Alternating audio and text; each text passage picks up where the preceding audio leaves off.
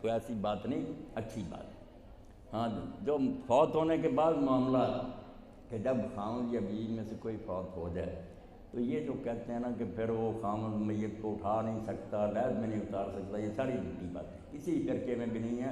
ظاہر انہیں اپنی طرف سے یہ باتیں کر دی، بالکل وہ اس کو دیکھ بھی سکتا ہے، اس کی میت کو اٹھا بھی سکتا ہے، وہ لحد میں نہیں ہوتا۔ یہ بریلویوں دیوبندیوں شیعہ سب میں ایسا ہی ہے، ان پڑھ لوگ اپنی طرف سے ہی ایک دین بنا رہے تھے جو کہیں بھی نہیں لکھا۔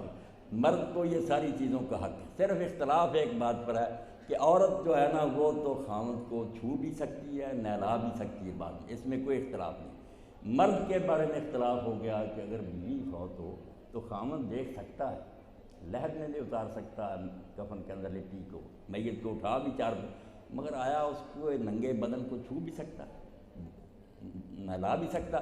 یہاں امام ابو حنیفہ اور امام مالک نے کہا نہیں، عورت نہلا سکتی ہے، مرد نہیں نہلا۔ ذرا بات سن لیں، میں فرق پھر بعد میں ڈال۔ دوسروں نے کہا نہیں یہ بھی کر سکتی، وہ جو کہتے ہیں کہ مرد نہلا نہیں سکتا، عورت نہلا، انہوں نے کہا کہ عورت جو ہے نا ابھی اس کا رشتہ سرے سے ختم نہیں ہوا، 4 ماہ 10 دن تک وہ عدت میں ہے، اسی خاوند کے نکاح میں بیٹھی رہے گی، پھر نیا نکاح کر سکتی۔ مگر خاوند اسی وقت آزاد ہو جاتا، بیوی فوت ہوئی اس کی بہن سے نکاح کر سکتا